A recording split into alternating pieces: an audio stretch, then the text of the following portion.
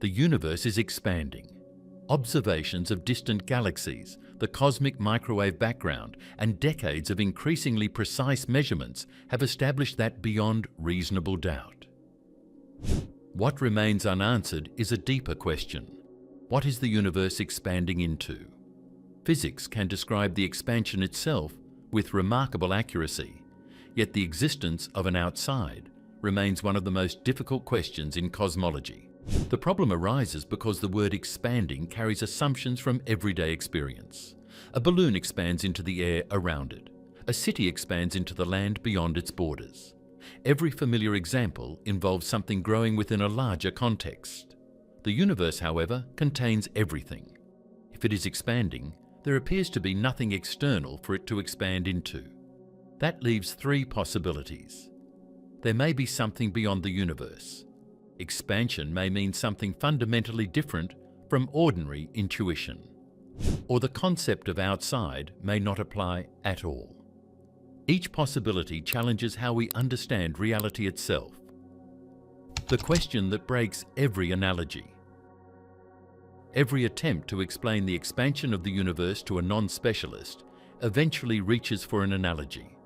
The raisin bread rising in an oven, the surface of an inflating balloon, the dots drawn on a rubber sheet being stretched. Each analogy is useful in its specific domain and misleading in a specific way. And the place where each analogy breaks down is precisely the point where the question of what the universe is expanding into becomes acute. The raisin bread analogy describes the expansion of the universe by imagining galaxies as raisins embedded in dough. As the dough rises and expands, every raisin moves away from every other raisin.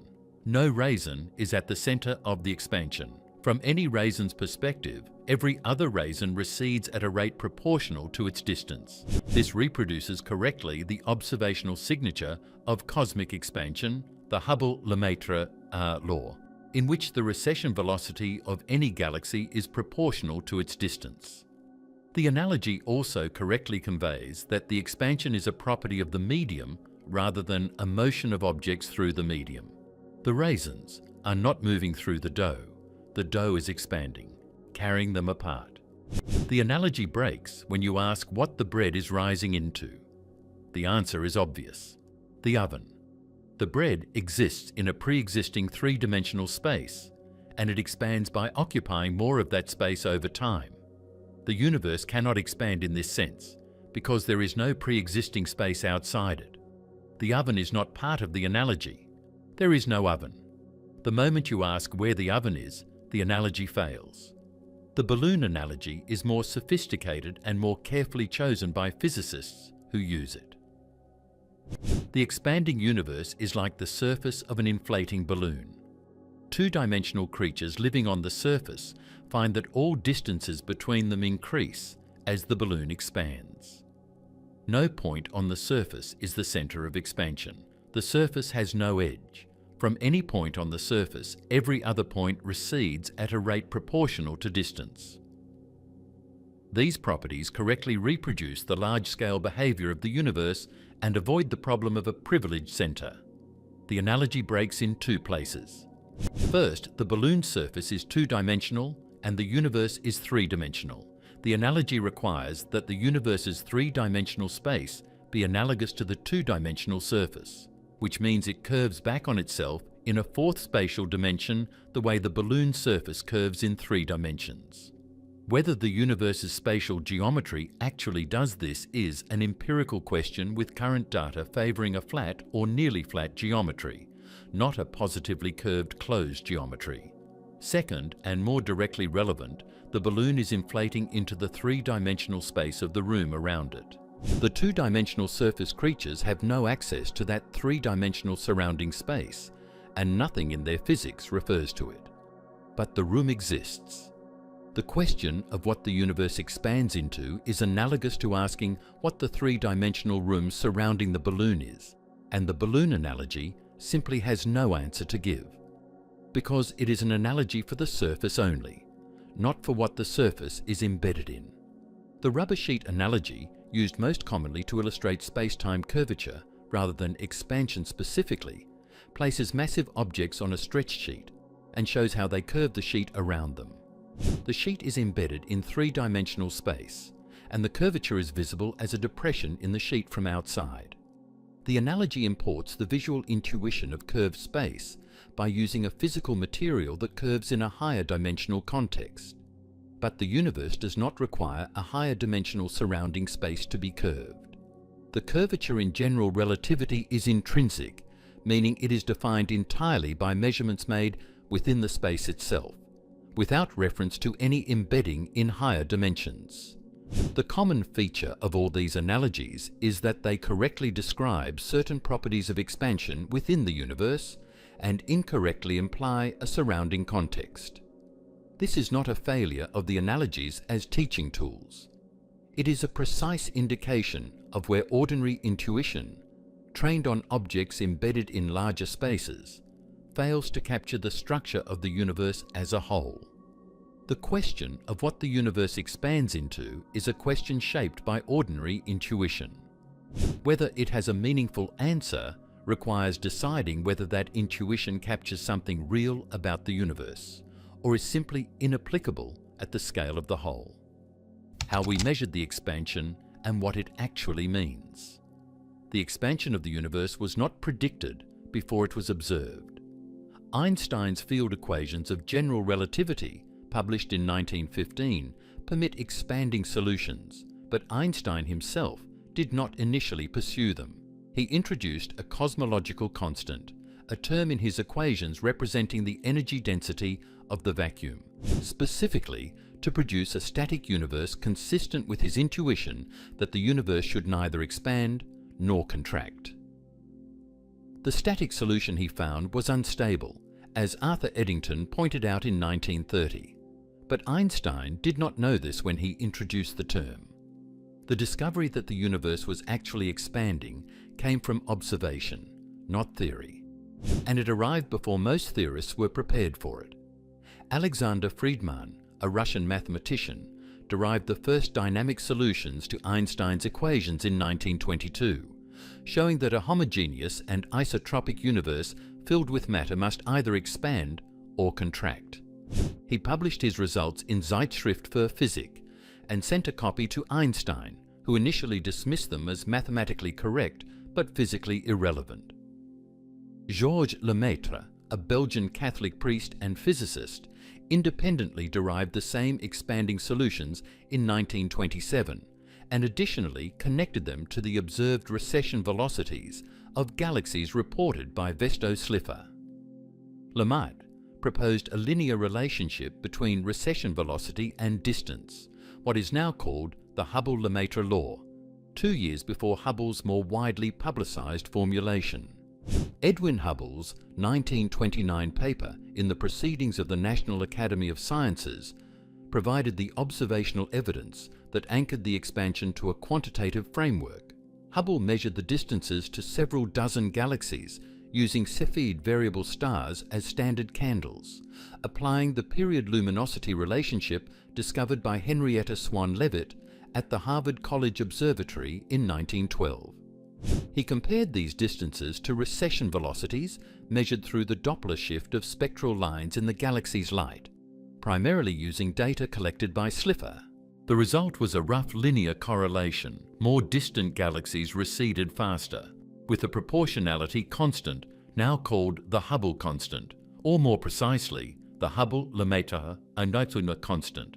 Hubble's sample was small, and his distance measurements were systematically off due to calibration errors that were corrected over subsequent decades. But the qualitative conclusion was correct. The universe was expanding.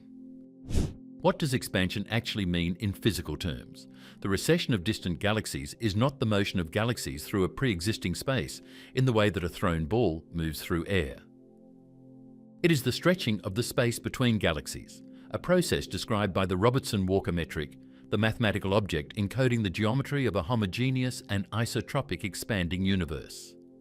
The metric specifies how distances are measured in the universe and how those measurements change over time. The key quantity is the scale factor, denoted RT. which describes how physical distances scale with cosmic time. If the scale factor doubles, every distance in the universe doubles. If a galaxy is 1 billion light-years away when the scale factor has a certain value, it will be 2 billion light-years away when the scale factor has doubled, not because the galaxy moved, but because the space between us and it grew. The expansion affects objects depending on whether they are gravitationally bound. The solar system is not expanding. The gravitational attraction of the Sun holds the planets in stable orbits against the cosmological expansion. The Milky Way is not expanding. Its self-gravity is far stronger than the expansive effect of dark energy on the scale of the galaxy. Even galaxy clusters are bound against expansion by their mutual gravity. The expansion is only measurable between galaxy clusters and superclusters on scales above approximately 10 megaparsecs, where gravitational binding becomes negligible compared to the expansion.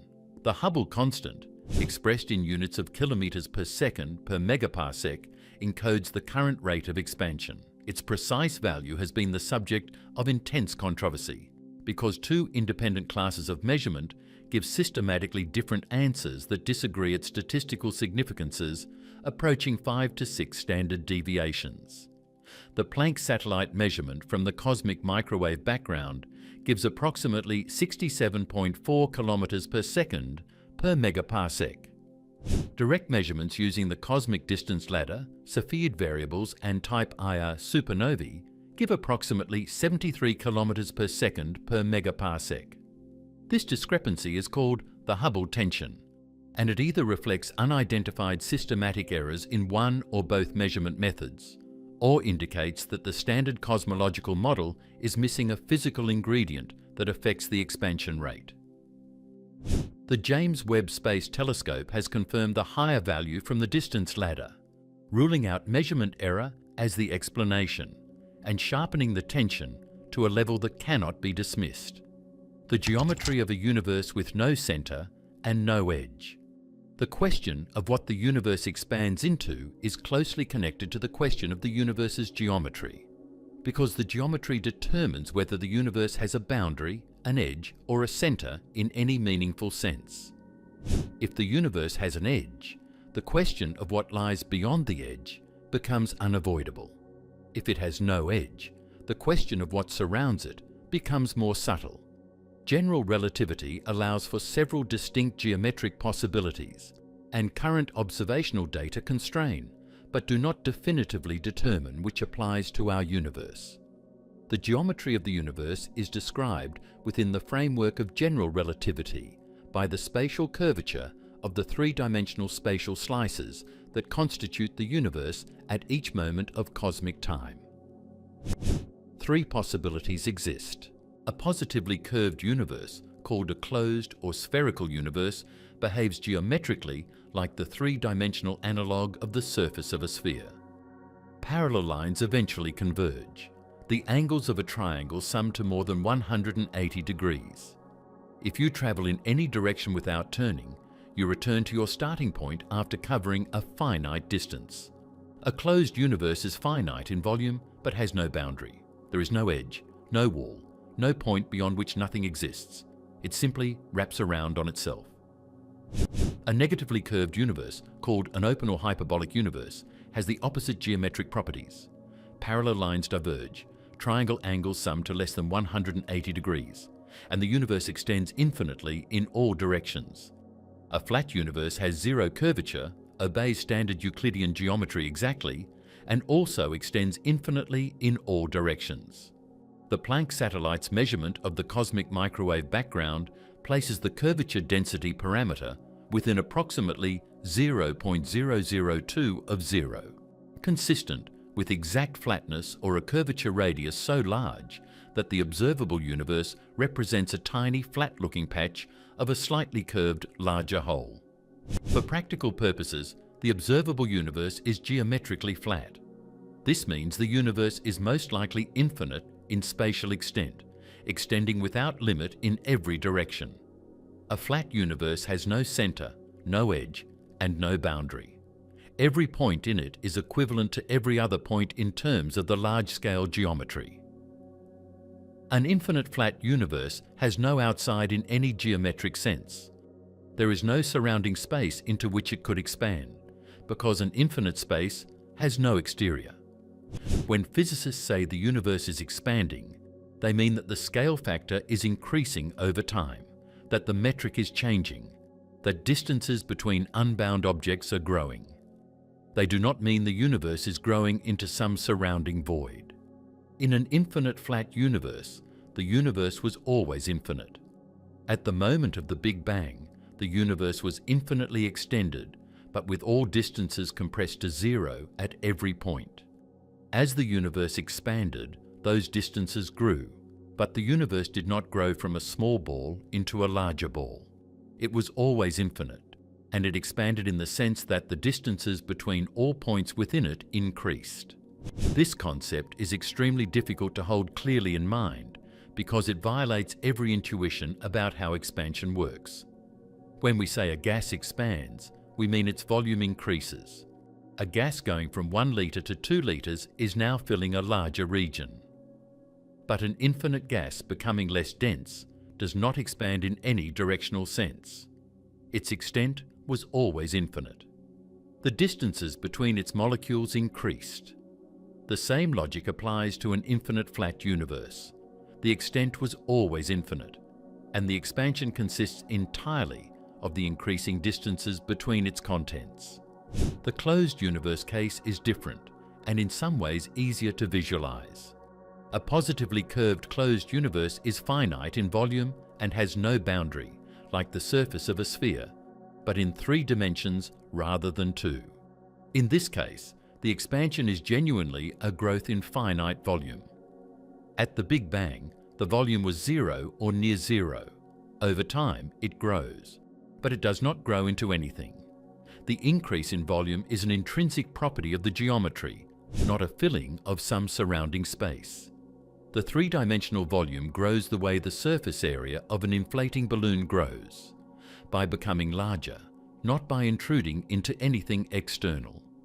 The surrounding space in the balloon analogy, the 3-dimensional room in which the balloon inflates, has no analogue in the closed universe case.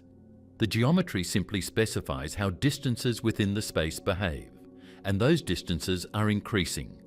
Nothing surrounds the space.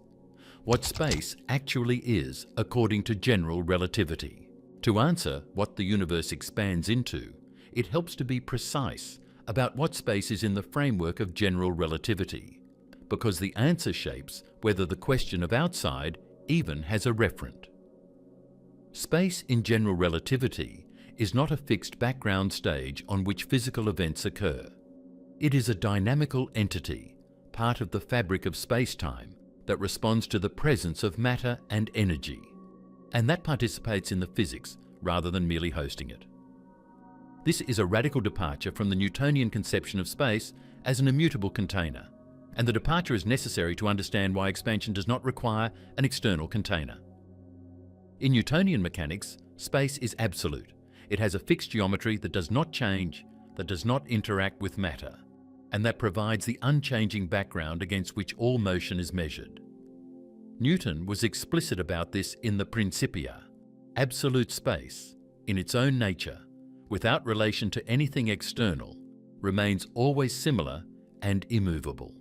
This conception of space as an absolute background was so deeply embedded in classical physics that it persisted through the development of electromagnetism, and was only seriously challenged by Einstein's special relativity in 1905 and overturned by general relativity in 1915.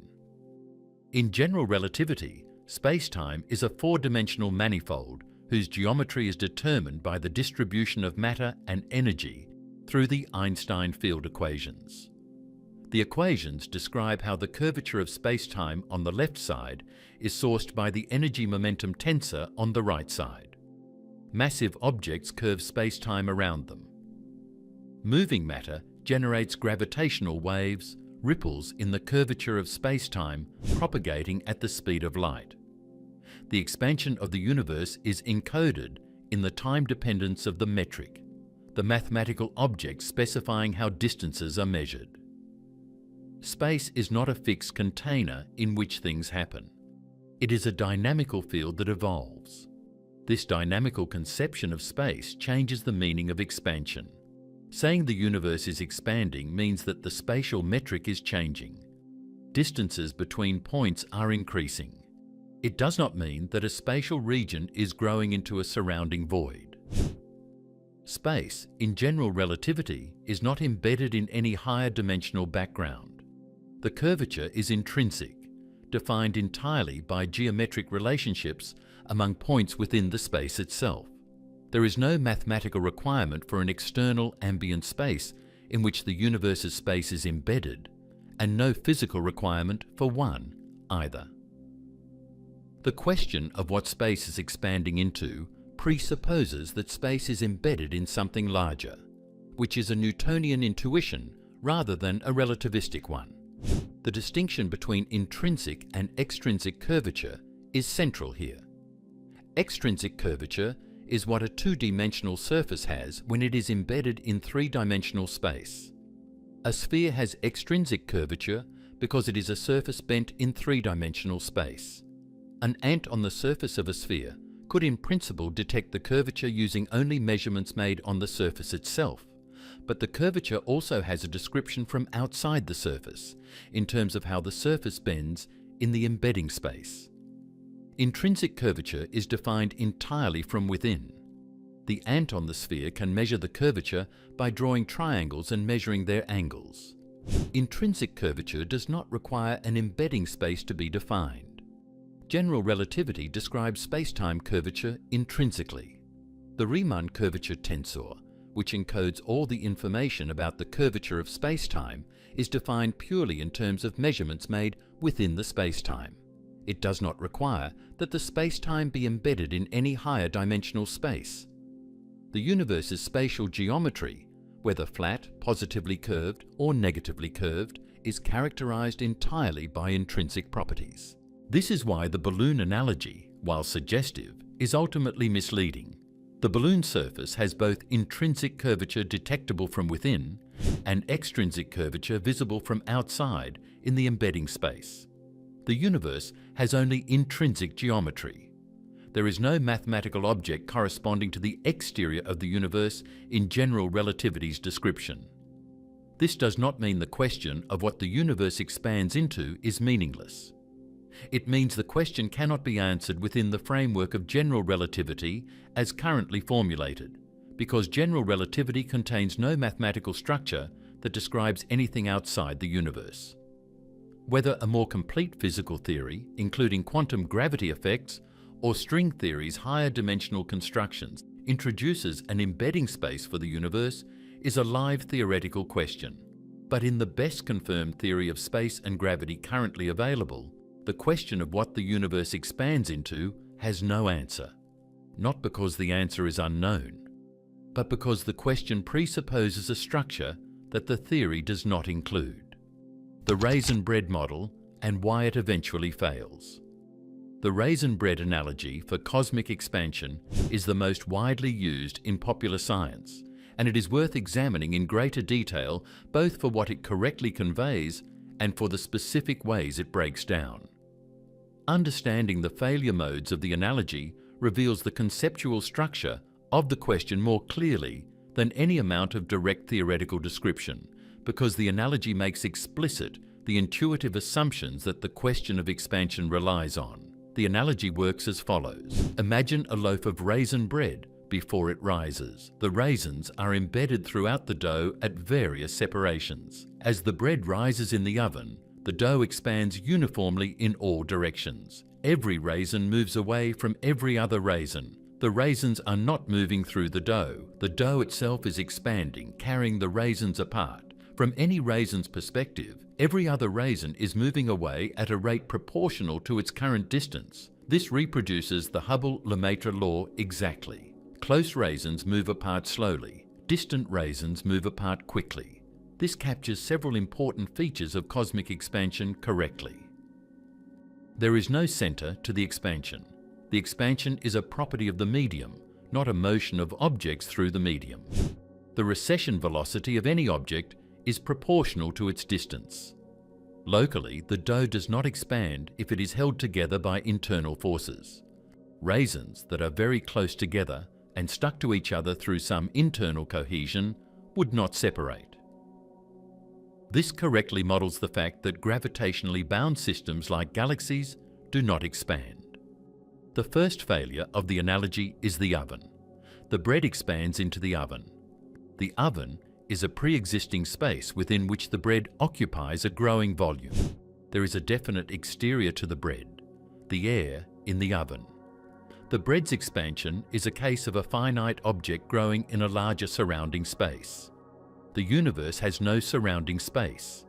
An infinite flat universe does not have an exterior. A finite closed universe does not have an exterior because its geometry contains no boundary. Traveling outward in any direction eventually returns you to your starting point. The oven has no analog, and its apparent existence in the analogy is the source of the intuitive but unanswerable question about what the universe expands into. The second failure is more subtle and concerns the nature of the expansion itself. In the bread analogy, the expansion of the dough is driven by the chemical reaction of yeast or the thermal expansion of air bubbles in the dough, a physical process with a specific mechanism occurring within the material. The expansion produces a net outward pressure that pushes the dough's boundary against the surrounding air. There is a mechanism and there is a directionality to the expansion relative to the surrounding space. The expansion of the universe has no directionality relative to any surrounding space because there is no surrounding space to be directed relative to. The expansion is described by the evolution of the metric, which is a statement about how the internal geometry of the universe changes over time. It is not a net outward motion of the universe's boundary against anything. The third failure concerns the boundary of the bread. The bread has a surface, a definite edge where the dough ends and the air begins. Crossing that surface, you go from bread to not bread. The universe, whether finite and closed or infinite and flat, has no analogous surface. A finite closed universe has no boundary in any geometric sense. The space simply wraps around on itself. An infinite flat universe has no boundary because it never ends. The concept of the universe's surface, which the bread analogy smuggles in by having a visible crust, has no physical or mathematical counterpart in the actual universe.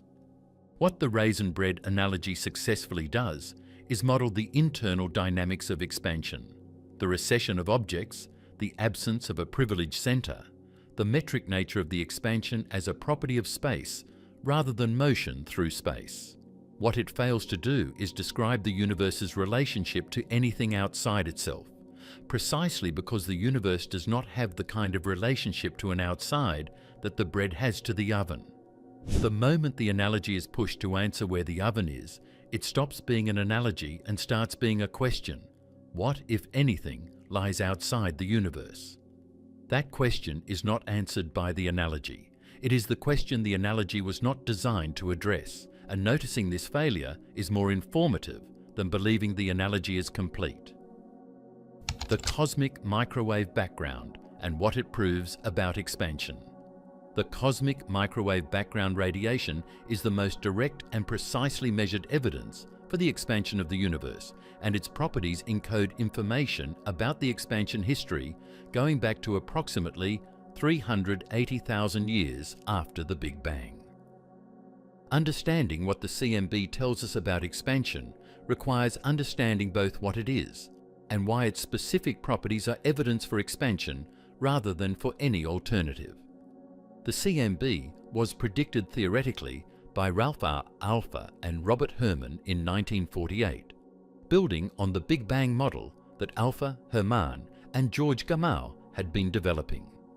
If the universe was once in a hot, dense state, as the expansion backwards in time implies, then the early universe was filled with a plasma of ionized hydrogen and helium in thermal equilibrium with a bath of photons. In this state, photons could not travel freely. They were constantly scattered by the free electrons of the plasma, making the early universe opaque to radiation.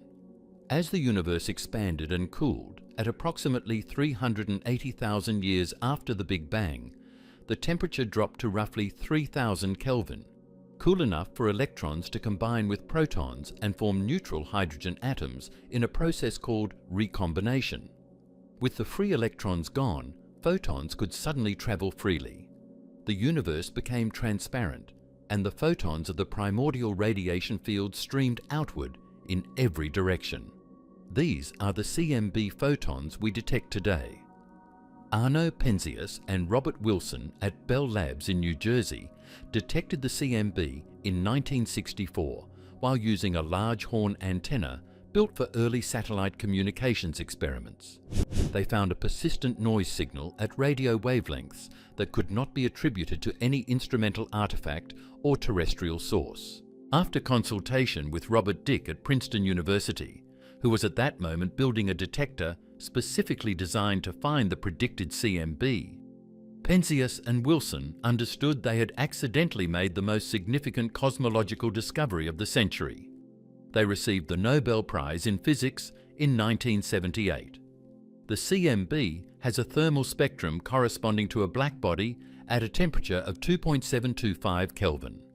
This temperature is the result of the expansion cooling the original 3000 Kelvin photons by a factor of approximately 1,100, the ratio by which the universe has expanded since recombination. The cooling is a direct measurement of the expansion. The wavelengths of the CMB photons have been stretched by the expansion of space by the same factor of 1,100 that all distances have grown since recombination. This stretching is called cosmological redshift, and it is distinct from the Doppler redshift produced by the relative motion of objects through space, though both produce a shift towards longer wavelengths. The uniformity of the CMB temperature across the sky is extraordinary. After removing the dipole anisotropy produced by the solar system's motion through the CMB rest frame and the foreground emission from the Milky Way's disk, the temperature is uniform to 1 part in 100,000 across angular scales, from the full sky down to fractions of a degree. This uniformity is itself a profound clue about the early universe. Regions of the sky separated by angles greater than approximately 2 degrees were causally disconnected at the time of recombination. Light could not have traveled between them in the time available since the Big Bang. Yet they are at the same temperature to extraordinary precision. This is the horizon problem, and it is one of the primary motivations for the inflationary epoch that Chapter 11 addresses. The temperature fluctuations superimposed on the uniform CMB at the level of 1 part in 100,000 encode information about the density fluctuations of the early universe that seeded the formation of all subsequent structure. These fluctuations have been mapped with increasing precision from the COBE satellite in 1989 through the WMAP satellite from 2001 to 2010 and the Planck satellite from 2009 to 2018. The pattern of fluctuations, described statistically by the angular power spectrum, peaks at an angular scale of approximately 1 degree, corresponding to the sound horizon at recombination, the maximum distance that acoustic pressure waves could have propagated through the primordial plasma. This peak position depends sensitively on the spatial geometry of the universe, and its observed location at approximately 1 degree is consistent with a flat universe at the level of the Planck measurement's precision.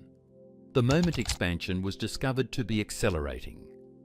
The discovery that the expansion of the universe is accelerating, announced in 1998 by 2 independent research teams, was among the most unexpected results in the history of cosmology and one of the most consequential. It transformed the theoretical landscape of cosmology, resurrected Einstein's cosmological constant in a new form, introduced the concept of dark energy, and changed every calculation about the universe's long-term future.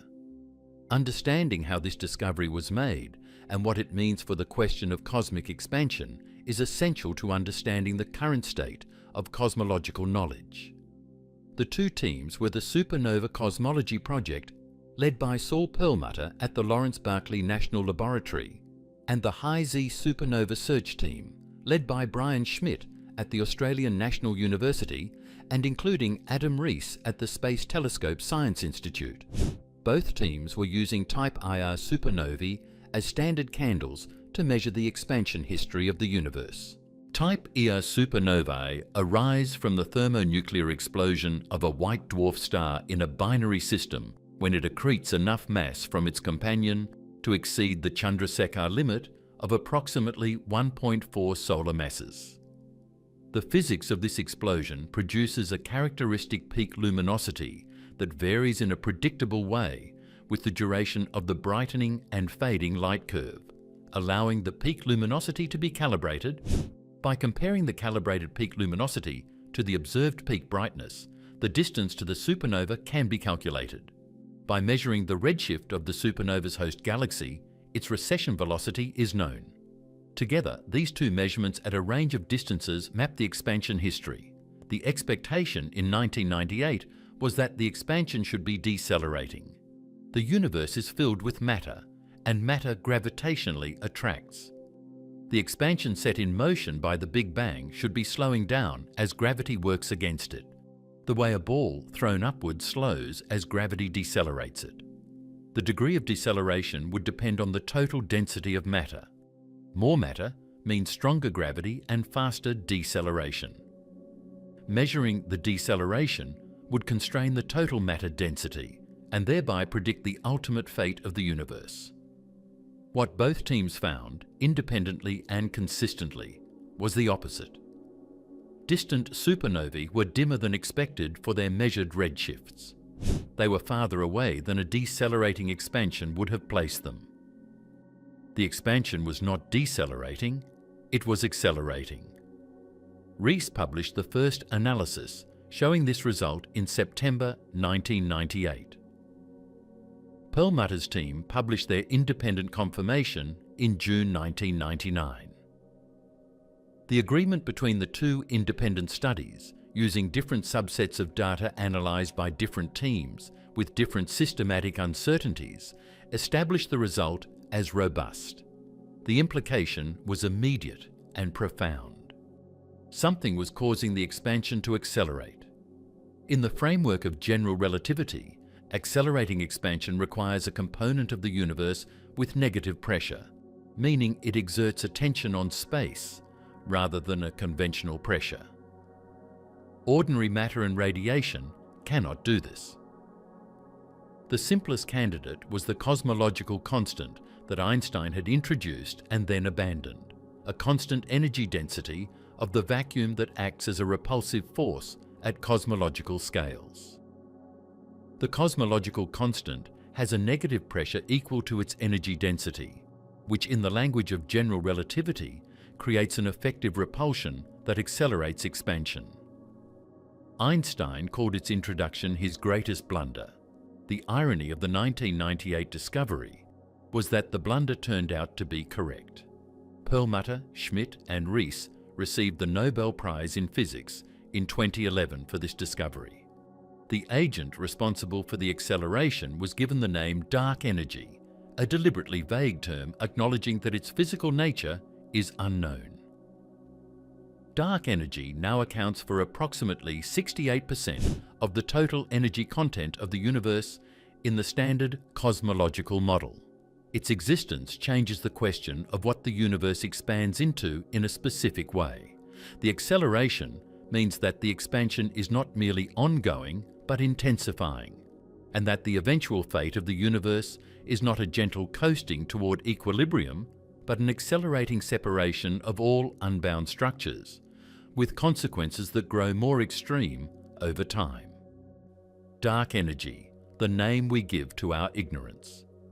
Dark energy is the most abundant component of the universe, comprising approximately 68% of its total energy content, and it is the least understood. The name was coined by Michael Turner at the University of Chicago in 1998, shortly after the supernova results were announced, and it was chosen deliberately to convey that this energy is unknown in its nature, analogous to the dark matter that constitutes approximately 27% of the universe's energy content and is similarly mysterious. Both names are placeholders. They identify phenomena that are observationally real and quantitatively measured, while acknowledging that no physical theory adequately explains what they are. The simplest description of dark energy is the cosmological constant, denoted by the Greek letter lambda, a term in Einstein's field equations representing a constant energy density of empty space. The cosmological constant has a specific equation of state. The ratio of its pressure to its energy density is exactly -1. This equation of state is the hallmark of vacuum energy, the zero-point energy of quantum fields that permeates all of space. Quantum field theory predicts that empty space is not truly empty, but is filled with quantum fluctuations of all fields at all wavelengths, and these fluctuations carry an energy density that acts as a cosmological constant. The problem is the magnitude. The quantum field theory prediction for the vacuum energy density is approximately 10 to the power of 94 grams per cubic centimetre. The observed value of dark energy density is approximately 10 to the power of -27 kilograms per cubic metre, or in comparable units, roughly 10 to the power of -30 grams per cubic centimetre. The discrepancy between the theoretical prediction and the observed value spans 123 orders of magnitude. This is the cosmological constant problem, described by some physicists as the worst fine-tuning problem in all of science, and it remains completely unresolved. Several alternatives to the cosmological constant have been proposed that allow the dark energy density to vary over time. The most studied class is quintessence, a hypothetical dynamical scalar field that permeates space and has a slowly evolving potential energy. Unlike the cosmological constant, whose value is fixed, a quintessence field can change over cosmic time, causing the effective dark energy density and equation of state to evolve. Models of quintessence predict a present-day equation of state parameter W is slightly greater than -1, deviating from the cosmological constant's exact value. Other models predict we're less than -1, the phantom energy regime in which the dark energy density increases as the universe expands rather than remaining constant or decreasing. The Dark Energy Spectroscopic Instruments 2024 results found evidence at approximately 3.9 standard deviations that the dark energy equation of state has changed over cosmic history, suggesting that dark energy is dynamic rather than a true cosmological constant. If this result holds under further scrutiny, it will rule out the cosmological constant as the complete description of dark energy and require a dynamical explanation. For the question of what the universe is expanding into, dark energy's existence is relevant in a specific way. Dark energy drives the acceleration of expansion, and in many models it ensures that the expansion continues indefinitely and at an increasing rate. In a universe dominated by dark energy, the expansion is self-reinforcing. More expansion means more volume, and more volume with constant dark energy density means more total dark energy, driving more expansion. This creates a qualitative distinction between the expansion driven by the initial conditions of the Big Bang and the expansion driven by dark energy. The initial expansion was decelerating under gravity. The dark energy-driven expansion is accelerating. The universe we inhabit is in a transition between these two regimes, having shifted from deceleration to acceleration approximately 5 billion years ago as the dark energy density began to dominate over the matter density, which decreases as the universe expands. The acceleration also has implications for the observable universe's future. As the expansion accelerates, galaxies beyond the local group recede faster and faster. Their light is redshifted to longer and longer wavelengths. Eventually, for the most distant galaxies, the redshift becomes infinite. The galaxies cross the cosmic event horizon, the boundary beyond which no light emitted now or in the future can ever reach us. The observable universe shrinks over cosmic time in the accelerating expansion scenario, not because we lose access to light that was previously reaching us, but because the new light emitted by increasingly distant galaxies can no longer close the gap before those galaxies recede further. What the universe is expanding into may be, in a specific physical sense, permanently unknowable. The very acceleration that would be required to cross the intergalactic and cosmic distances separating us from the universe's hypothetical exterior is being counteracted by the expansion itself. The structure's too large to exist in an expanding universe. The standard model of cosmic expansion predicts specific things about the distribution of matter in the universe. The large-scale structure, the arrangement of galaxies, clusters, superclusters, filaments, and voids that constitutes the cosmic web, should have specific statistical properties determined by the initial density fluctuations of the early universe amplified by gravity over 13.8 billion years. These predictions have been remarkably successful in explaining the observed cosmic web. They have also produced tensions, cases where observed structures are larger, more massive, or more organized than the predictions allow. And these tensions connect directly to the question of what kind of universe we inhabit and whether the standard description of its expansion is complete. The homogeneity scale is the scale above which the universe is expected to appear statistically uniform in all directions, with no coherent structure persisting at larger scales. This scale follows from the power spectrum of density fluctuations that can be inferred from the cosmic microwave background and from theoretical calculations of how gravity amplifies those fluctuations over the universe's lifetime. The standard calculation places the homogeneity scale at approximately 300 to 400 megaparsecs, roughly 1 to 1.3 billion light-years. Above this scale, the universe should look the same in all directions, with no preferred axes, no coherent structures, and no systematic differences between different regions of the sky. Several observed structures challenge this prediction. The Sloan Great Wall, identified in 2003 by J. Richard Gott and collaborators from Sloan Digital Sky Survey data, spans approximately 420 megaparsecs, close to the theoretical limit, but not definitively beyond it. The Hercules Corona Borealis Great Wall, reported in 2013 by Istvan Horvath and collaborators and refined in subsequent analyses, spans approximately 3,000 megaparsecs, roughly 10 billion light-years, nearly 10 times the theoretical homogeneity scale. If confirmed, it is the largest coherent structure in the observable universe and exceeds by a large factor what the standard model of expansion and structure formation predicts should be possible. The cold spot in the cosmic microwave background is another anomaly with implications for cosmic structure. It is a region in the southern sky, in the constellation Eridanus, where the CMB temperature is significantly below the average, covering an angular extent of several degrees. The standard model predicts that CMB temperature fluctuations of this amplitude and scale should be rare, occurring with a probability of roughly 1%. Several explanations have been proposed, including a supervoid, a region of below-average matter density in the foreground, whose gravitational influence on photons travelling through it would cool them through the integrated Sachs-Wolf effect.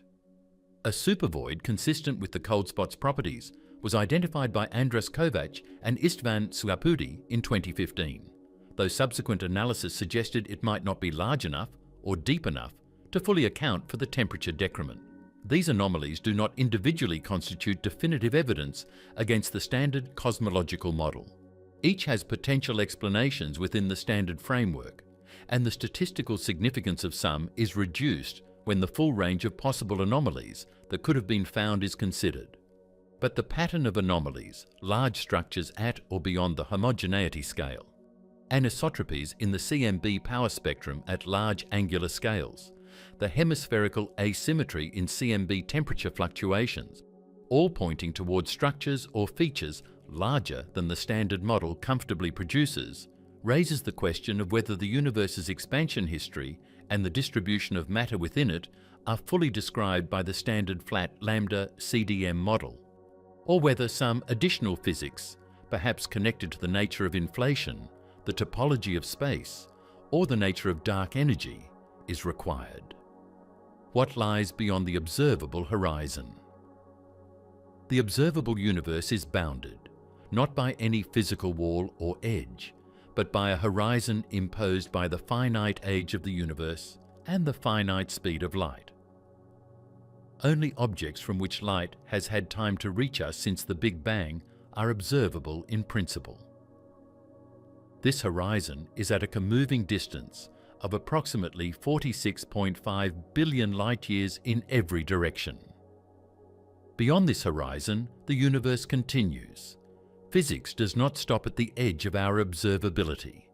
Matter, radiation, and space-time extend past the horizon, governed by the same laws that operate within it. What lies beyond is not nothing. It is, in the most reasonable inference, more of what is within. Galaxies, clusters, voids, dark matter, dark energy, all distributed according to the same statistics as within the observable region. The inference that the universe beyond the horizon is similar to the universe within it is based on the principle of mediocrity, or the Copernican principle, applied at cosmological scales. We are not in a special location. Our observable region is not special, and the universe beyond our horizon has no reason to be systematically different from what we can observe. This inference is supported by the large-scale homogeneity of the observable universe. Different regions of the observable universe, which have never been in causal contact with each other, look the same statistically. If regions that have been causally isolated for 13.8 billion years are statistically similar, this suggests the universe as a whole, including the unobservable portions, is statistically uniform. The Planck satellite's measurement of the spatial geometry as flat or very nearly flat has a specific implication for the size of the universe beyond the horizon. In a flat universe, the spatial geometry is Euclidean, and a flat geometry extends infinitely in all directions without any preferred scale or boundary. A flat universe is infinite. If the universe is infinite, it contains an infinite number of observable universe-sized regions, each similar to ours in its statistical properties, but differing in the specific arrangement of matter within it. In an infinite universe, every configuration of matter that is not prohibited by physical laws occurs somewhere, and in fact occurs infinitely many times. This has a specific and uncomfortable implication that is taken seriously by cosmologists. In an infinite flat universe, there exists, at some vast distance beyond our observable horizon, a region of space with an arrangement of matter essentially identical to the arrangement within our observable universe. The distance at which such a region would be expected is calculable from the number of possible quantum states that fit within an observable universe-sized volume, approximately 10 to the power of 10 to the power of 118 meters, a number so large that it defies any meaningful comprehension. But in an infinite universe, this distance is finite, and the region exists. This is not a consequence of any exotic physics. It is a consequence of combining the Planck flatness measurement with the standard quantum mechanical description of matter. Max Tegmark at MIT, who has explored these implications extensively in his mathematical multiverse framework, notes that the existence of distant identical regions in an infinite flat universe is less a profound metaphysical claim than a straightforward geometric consequence of the flatness measurement and the laws of probability in a space of infinite extent. Whether these distant identical regions are meaningfully real, whether the concept of reality applies to regions permanently beyond any causal contact with us, is a philosophical question that physics cannot resolve. But the physical prediction is clear. The observable horizon is not the limit of the universe. It is the limit of our observation. The universe beyond it is real, is governed by physics, and is connected to our observable region through the continuity of space-time, even though no signal can currently travel from beyond the horizon to reach us. The expansion of the universe is occurring in the region beyond the horizon, just as it is occurring within the observable region. The question of what the universe is expanding into applies just as much to the unobservable portions as to the observable ones. If the flat, infinite universe model is correct, the expansion of the unobservable region has no outside any more than the expansion of the observable region does. If the closed, finite universe model is correct, the entire finite universe, including its unobservable portions, wraps back on itself without an exterior. The inflationary epoch, and why the universe expanded faster than light. Cosmic inflation is the theoretical framework that addresses two of the most serious problems with the standard Big Bang model: the horizon problem and the flatness problem.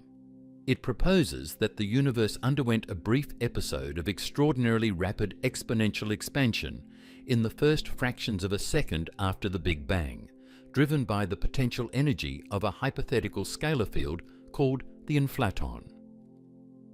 This episode is not merely faster expansion in the ordinary sense. During inflation, the universe expanded at a rate that caused distances to grow faster than the speed of light, and understanding why this does not violate special relativity is essential to understanding what inflation tells us about the question of what the universe expands into. The apparent contradiction with special relativity is resolved by the same distinction made in the discussion of dark energy recession velocities. Special relativity prohibits objects from moving through space faster than light. It does not prohibit space itself from expanding faster than light. The recession of distant galaxies in the present epoch is already superluminal for galaxies beyond the Hubble sphere at approximately 14.4 billion light-years. Galaxies at that distance are receding from us at exactly the speed of light, and galaxies beyond it recede faster. This is not a violation of special relativity because the galaxies are not moving through space faster than light. The space between them and us is growing at a rate that causes the distance to increase at a superluminal rate. During inflation, this expansion was vastly more extreme, with distances doubling in time intervals as short as 10 to the minus 37 seconds or less. Alan Guth at MIT proposed the inflationary model in a paper published in Physical Review D in January 1981. Guth was motivated by the flatness problem and the horizon problem, both articulated by Robert Dicker and PJE. Peebles, in a 1979 paper, as the two most serious unexplained features of standard Big Bang cosmology. The horizon problem asks why the CMB is uniform to 1 part in 100,000 across the full sky, given that different regions of the last scattering surface were causally disconnected at the time of recombination. No signal travelling at or below the speed of light could have connected those regions and equilibrated their temperatures. The flatness problem asks why the universe's spatial geometry is so close to flat, given that the flat solution is dynamically unstable, and any initial deviation from flatness grows over time in the standard Friedmann equations. Inflation addresses both problems with a single mechanism. During an inflationary epoch, the universe expands by an enormous factor, at least 10 to the 26th, and potentially far more. This expansion stretches any initial spatial curvature to immeasurably small values, solving the flatness problem. Regardless of what the initial geometry was, inflation drives it exponentially close to flat. The same expansion stretches what was a tiny causally connected region into a volume far larger than the observable universe. Every region of our current observable universe originated from a patch that was in causal contact before inflation, which is why the CMB is uniform. All of it originated from the same thermalized pre-inflationary region. The mechanism of inflation is a scalar field, the inflaton, whose potential energy dominates the energy density of the universe during the inflationary epoch. When the inflaton sits near a local maximum, or a very flat region of its potential, it evolves slowly toward lower values, a regime called slow roll inflation. During this slow roll, the potential energy remains approximately constant, which in general relativity produces an approximately constant energy density, driving exponential expansion. The expansion continues as long as the inflaton slowly rolls. When the inflaton reaches the minimum of its potential, it begins to oscillate and decay into ordinary particles and radiation in a process called reheating, which connects the post-inflationary universe to the hot Big Bang. The connection between inflation and the question of what the universe expands into is indirect but important. Inflation predicts that the observable universe is a tiny fraction of the total post-inflationary volume. If inflation lasted significantly more than the minimum 60 E-folds needed to solve the flatness and horizon problems, which most models predict, the total inflated volume is exponentially larger than the observable universe. The curvature of space is diluted to values far below detectability. The universe appears flat, not because its initial geometry was flat, but because inflation stretched whatever initial geometry existed into imperceptibility. Many inflationary models also predict a phenomenon called eternal inflation. In models where inflation is driven by quantum fluctuations of the inflaton field as much as by its classical slow roll, the quantum fluctuations can locally drive the inflaton back toward higher potential values, restarting inflation in those regions even as it ends elsewhere. This produces a universe that, globally, never stops inflating. Individual regions exit inflation, become post-inflationary universes like ours, and continue to expand at the conventional rate. But the inflating background continues to produce new pocket universes indefinitely, generating a potentially infinite ensemble of post-inflationary regions with different local properties. This is the inflationary multiverse, discussed in more detail in the next chapter. For the question of what the universe expands into, inflation adds a specific dimension.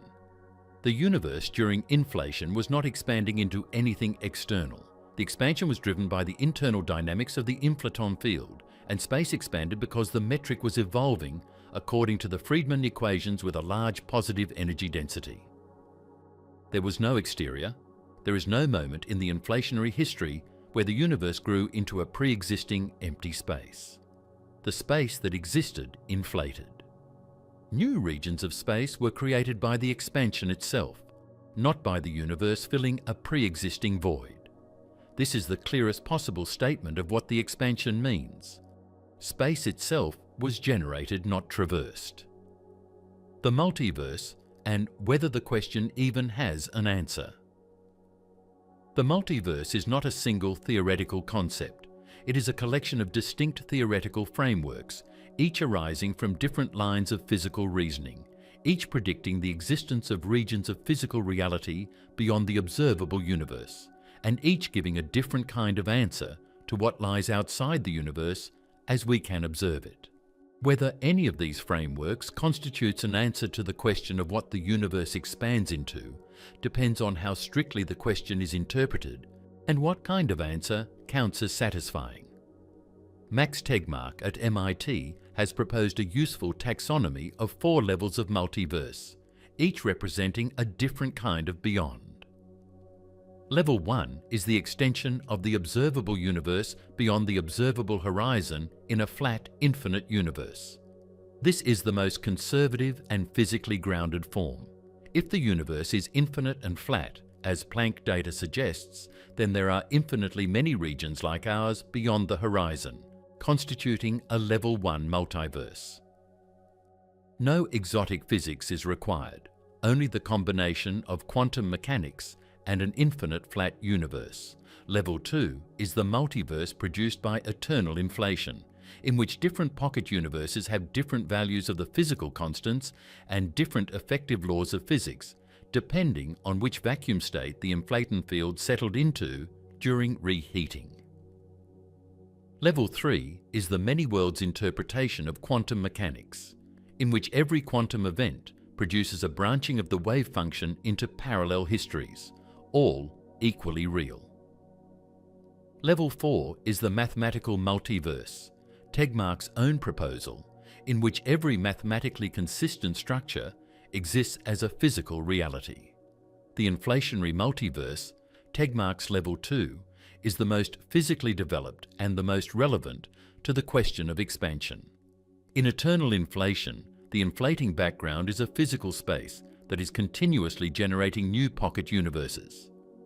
Each pocket universe is a region of space that has exited inflation and developed according to the physics determined by its post-inflationary vacuum state. The pocket universes are separated by the inflating background, which continues to expand exponentially between them. The physical distance between two pocket universes grows without bound, because the inflating space between them expands faster than any signal or object could travel through it. The pocket universes are, in any operational physical sense, causally disconnected from each other. No signal from one can ever reach another. Whether the inflationary multiverse constitutes an answer to what the universe expands into depends on whether you take the observable universe or the post-inflationary pocket universe as the referent of the word universe. If the universe means our observable region, then the pocket universe it belongs to, plus the inflating background and all other pocket universes, constitutes a larger physical reality that it expands into in some loose sense. But this does not help with the original question. The pocket universe itself and the inflating background are not expanding into anything. They are embedded in a larger physical reality, but that larger physical reality is itself not expanding into an exterior. The regress is simply pushed up one level. Paul Steinhardt at Princeton, one of the architects of the inflationary model who has since become one of its most prominent critics, argues that the inflationary multiverse is not a satisfying physical framework because it loses predictive power. In a multiverse with infinitely many pocket universes realizing every possible combination of physical constants, any observation we make is compatible with the framework, because somewhere in the multiverse that observation occurs. A theory that predicts everything predicts nothing. Steinhardt advocates for cyclic cosmologies that avoid the multiverse problem entirely, though those frameworks have their own unresolved issues. The string theory landscape provides a specific mechanism for generating the variation in physical constants across pocket universes that eternal inflation predicts. String theory permits an enormous number of possible vacuum states, estimated at 10 to the 500, each with different values of the cosmological constant, the particle masses, the coupling constants, and other physical parameters.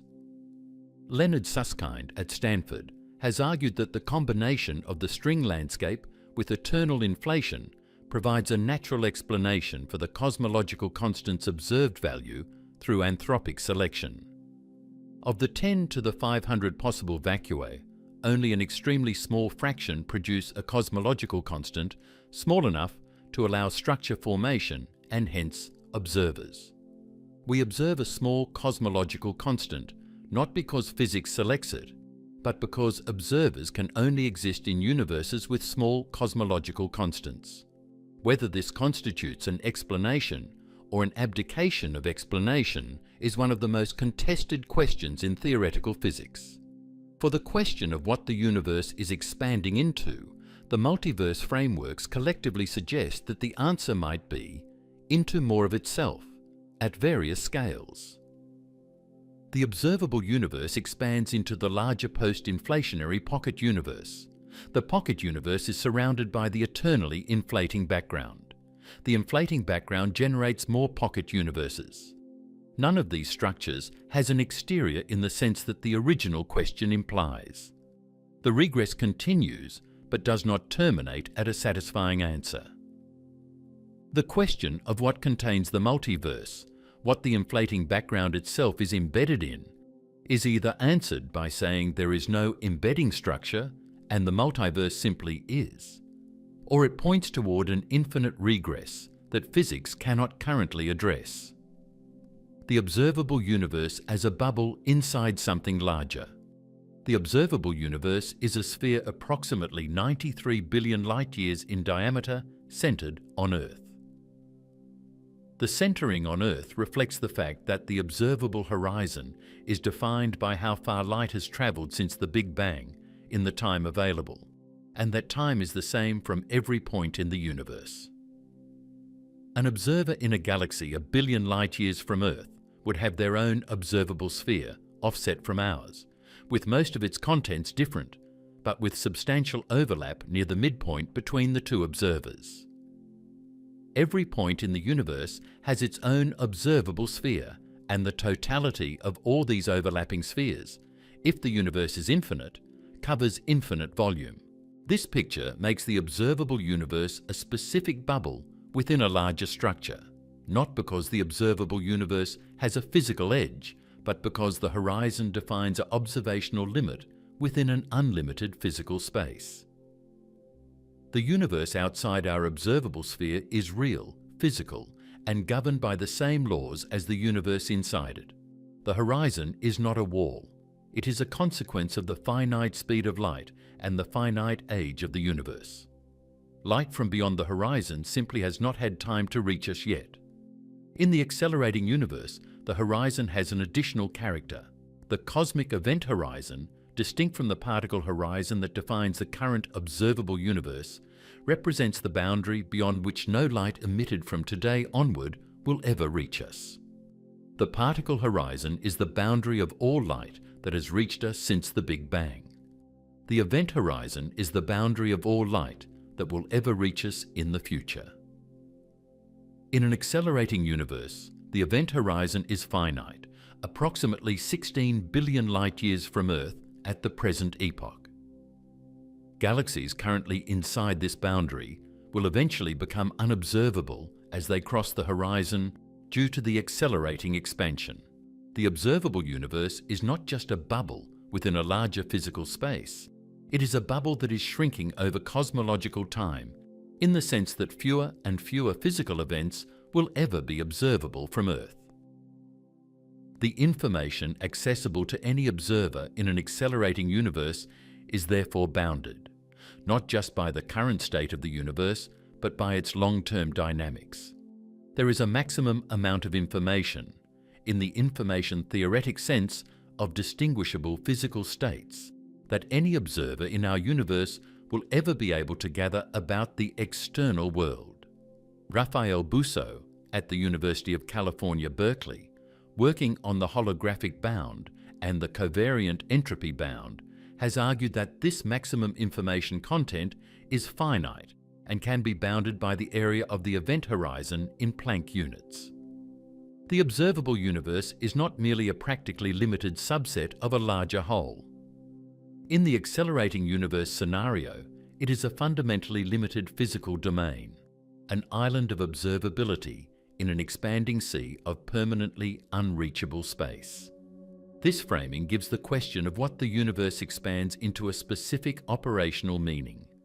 The physical universe beyond our event horizon is expanding, just as the universe within it is expanding, but that expansion and the contents of the space in which it occurs are permanently inaccessible to us.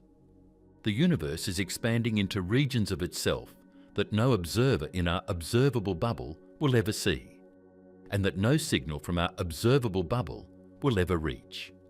The question of what the universe expands into operationally is the question of what those permanently inaccessible regions are like.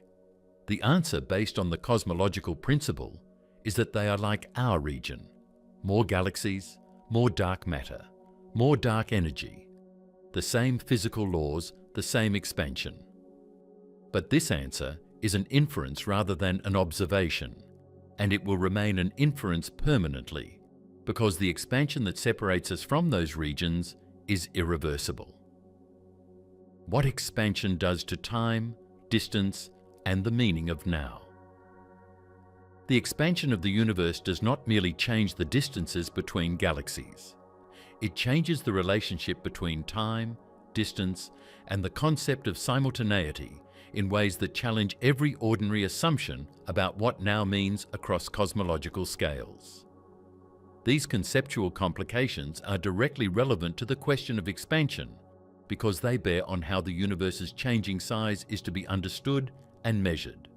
In special relativity, simultaneity is relative. Two events that are simultaneous in one reference frame are not simultaneous in another reference frame, moving relative to the first. This relativity of simultaneity is a consequence of the constancy of the speed of light, and is one of the most counterintuitive features of relativistic physics. There is no universal now. The question of which events are happening at the same moment depends on the observer's motion. In cosmology, the situation is further complicated by the expansion itself, which introduces a preferred definition of cosmic time that allows a meaningful global simultaneity to be defined. Cosmic time is defined as the proper time measured by a family of observers who are commoving with the expansion, meaning they are at rest relative to the local matter distribution, and therefore not moving with respect to the Hubble flow except as the expansion carries them. Co-moving observers all see the same CMB temperature at any given moment of cosmic time, and the cosmic time coordinate is defined such that the CMB has the same temperature for all co-moving observers at any given value of the cosmic time. This synchronization is possible because the universe is homogeneous and isotropic on large scales, which provides a preferred frame, the frame of the average matter distribution. Within this framework, the concept of now has a well-defined meaning for co-moving observers. Two events are simultaneous in cosmic time if co-moving observers at those events measure the same CMB temperature. This is not absolute simultaneity in the Newtonian sense, because it depends on the specific structure of the universe. But it is a physically meaningful synchronization that allows the expansion to be described as a process evolving in time. When cosmologists say the universe is 13.8 billion years old, they mean this is the cosmic time elapsed since the Big Bang, measured in the frame of co-moving observers. The distance to an object in an expanding universe is not a single well-defined quantity. Several distinct distance measures are used in cosmology, each physically meaningful in different contexts and producing different numerical values for the same object. Co-moving distance is the distance between two objects in the coordinates that expand with the universe. It remains constant for co-moving objects that are only moving apart due to the expansion. Proper distance is the actual physical distance between two objects at a specific moment of cosmic time, equal to the co-moving distance multiplied by the scale factor. Luminosity distance is the distance inferred from an object's apparent brightness compared to its intrinsic luminosity, used to measure distances to supernovae and other standard candles.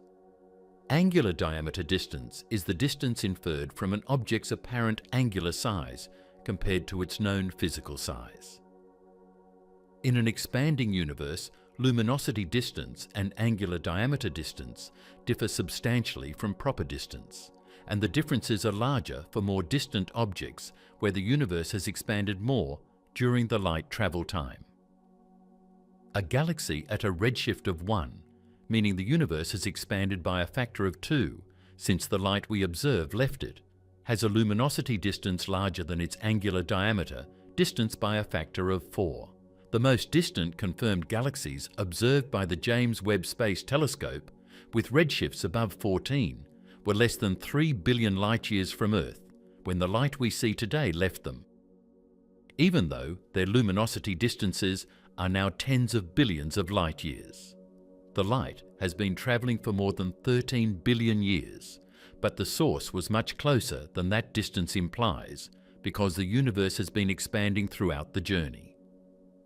These distance measures matter for understanding expansion because they show that expansion is not simply an increase in the distance to distant objects. It is a reconfiguration of the entire geometry of spacetime in a way that affects how all observations are interpreted. The question of what the universe is expanding into would need to be asked within a specific distance measure and with reference to a specific cosmic time to have a precise meaning. In co-moving coordinates, which expand with the universe does not expand at all.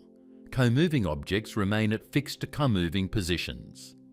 The expansion is entirely encoded in the scale factor that converts co-moving distances to proper distances. This is a precise statement of the sense in which expansion is a property of the metric rather than a motion of objects through a pre-existing space. The Hubble tension and what it suggests about expansion's true rate. The Hubble tension is the most significant unresolved problem in observational cosmology. It is a discrepancy between two independently measured values of the Hubble constant that disagree at a statistical significance of approximately 5 standard deviations, a level that would be considered a confirmed discovery of new physics in particle physics, and that indicates either systematic measurement errors of unusual character or genuinely new physics beyond the standard cosmological model. The tension is relevant to the question of what the universe expands into, because resolving it may require revising the standard description of the universe's expansion history and the physical processes driving it. The Hubble constant h0 describes the current rate of expansion. The recession velocity of a galaxy is h0 times its distance from the observer. Two primary measurement methods give different values. The first, the early universe method, uses the cosmic microwave background and baryon acoustic oscillations to infer the expansion rate by fitting the standard cosmological model to the CMB power spectrum and large-scale structure data. The Planck satellite's final 2018 analysis gives h0 of 67.36 plus or minus 0.54 kilometers per second per megaparsec. The Dark Energy Spectroscopic Instrument's 2024 baryon acoustic oscillation measurements produce consistent values near 68. The second, the Late Universe or Local method, uses the cosmic distance ladder to directly measure distances and recession velocities of nearby galaxies. The SH0ES collaboration, led by Adam Rees, uses Cepheid variables calibrated by geometric parallax to measure distances to galaxies containing type Ia supernovae, and those supernovae to reach further.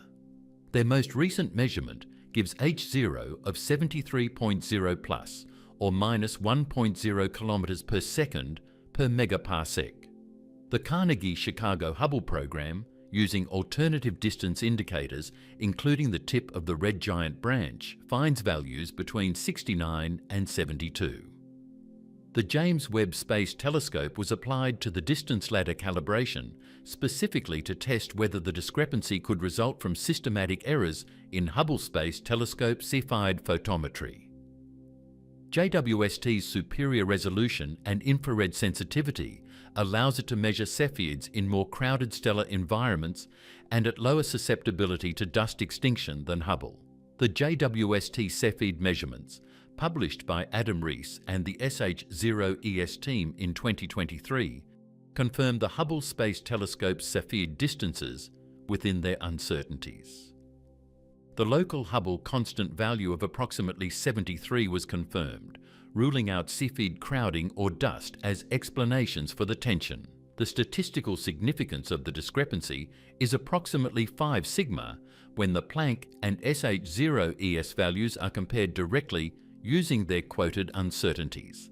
A 5 sigma discrepancy has a probability of arising by chance under the null hypothesis of consistency of approximately 1 in 3.5 million, far below the conventional threshold for claiming a discovered discrepancy. The discrepancy has not dissolved as measurement precision has improved. If anything, it has sharpened.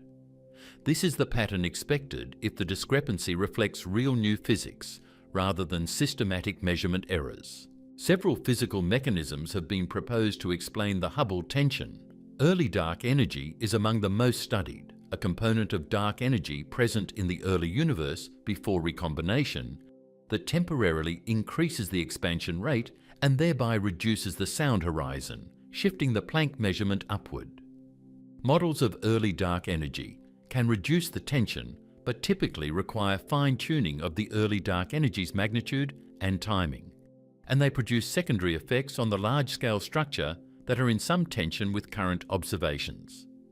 Modifications to the number of relativistic species before recombination, extra radiation in the form of additional light neutrino species or dark radiation, can similarly shift the Planck-inferred H0 upward. Decaying dark matter, modified gravity, and interacting dark sectors have all been explored. What the Hubble tension implies about the question of expansion is that the standard description of the expansion history may be incomplete. If new physics is present in the early universe that the Standard Model does not include, then the expansion has not followed the trajectory the Standard Model describes throughout cosmic time. The question of what the universe is expanding into is partly answered by understanding the physical mechanism driving the expansion, and the Hubble tension suggests that mechanism is not fully identified. Whatever resolves the tension, whether early dark energy, extra radiation, or something not yet proposed, will be a new component of the universe's energy content that affects how expansion proceeded, and therefore what the universe's spatial geometry and size actually are. How expansion will end all starlight. The expansion of the universe does not merely carry galaxies apart. Over cosmological timescales, it eliminates the conditions necessary for star formation and stellar burning, progressively darkening the universe by removing the gas reservoirs that feed stellar populations and by exhausting the stars that currently shine. The timeline of this progressive darkening is one of the most scientifically grounded long-range predictions in cosmology, and it reveals what the universe is expanding into in a temporal sense, a darkness more complete than any currently existing in the observable cosmos. The immediate mechanism of stellar exhaustion is the consumption of hydrogen fuel. Stars generate energy by fusing hydrogen into helium in their cores. When a star exhausts its core hydrogen, it evolves off the main sequence, expanding into a giant and eventually shedding its outer layers or exploding as a supernova, leaving behind a white dwarf, neutron star, or black hole. The hydrogen fuel for any given star is finite. The fuel for the next generation of stars comes from the interstellar gas that fills galaxies, slowly enriched by the nuclear products of previous stellar generations. Over time, this gas reservoir is consumed by star formation and locked into stellar remnants. In the present epoch, the universe forms stars at a rate of approximately 1 to 2 solar masses per year in the Milky Way. And the total star formation rate across the observable universe is orders of magnitude higher. This rate has been declining since its peak approximately 10 billion years ago, the epoch called cosmic noon, when the universe was forming stars roughly 10 times faster than today. The decline reflects the gradual exhaustion of cold gas available for star formation and the increasing stabilizing effect of feedback from massive stars and active galactic nuclei that heat the surrounding gas and prevent its collapse into new stars. The expansion of the universe accelerates this decline in a specific way. In an expanding universe, the intergalactic medium, the gas outside galaxies, becomes progressively more dilute as the volume increases. Gas that might eventually cool, condense, and fall into galaxies to fuel future star formation is instead dispersed by the expansion, preventing the replenishment of galactic gas reservoirs. The rate of gas inflow into galaxies declines as the intergalactic density decreases. Galaxies slowly consume their existing gas without adequate replenishment from outside, and their star formation rates decline correspondingly. On the timescale of several trillion years, the last large stars will have formed, evolved, and died. What remains are low-mass red dwarf stars, the most numerous and most long-lived stellar type, burning their hydrogen fuel so slowly that they persist for 1 to 10 trillion years. The faintest red dwarfs, with masses near the hydrogen burning limit of approximately 0.08 solar masses, will shine for approximately 10 trillion years before exhausting their fuel. During this vast interval, the universe will be populated by these dim red stars, far from any formation event, their light growing progressively redder and fainter as the most luminous members of the stellar population die off. The expansion contributes to the darkening in an observational sense as well. As the universe expands and the expansion accelerates, galaxies beyond the local group recede faster and their light is redshifted to longer and longer wavelengths. Eventually, galaxies beyond a certain distance are so highly redshifted that their visible light arrives as infrared, then as microwave, then as radio. and finally as wavelengths too long to be detectable by any physically plausible instrument. These galaxies are not dark in the sense that they have stopped emitting. They are dark to us because their light has been stretched by the expansion to wavelengths we cannot detect. The expanding universe is not just physically darkening by exhausting its stars, it is observationally darkening by redshifting the light of its remaining stars beyond detection.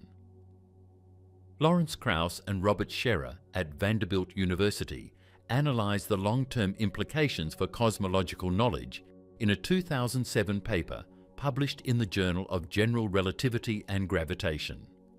They found that in approximately 100 billion years, all galaxies outside the local group will have receded beyond the cosmic event horizon. Their light, increasingly redshifted, will have dropped below any detectable threshold. The cosmic microwave background, currently at 2.725 Kelvin, will have been redshifted to far lower temperatures, below any practicable detection limit. Any civilization arising at that epoch would lack the observational evidence needed to reconstruct the history of cosmic expansion. The universe they would observe would appear to consist of a single island of stars surrounded by infinite static dark space, and they would have no way to know that billions of galaxies had once been visible, and that the universe had been expanding for nearly its entire history. This future darkness is what the universe is expanding into, in the most literal observational sense.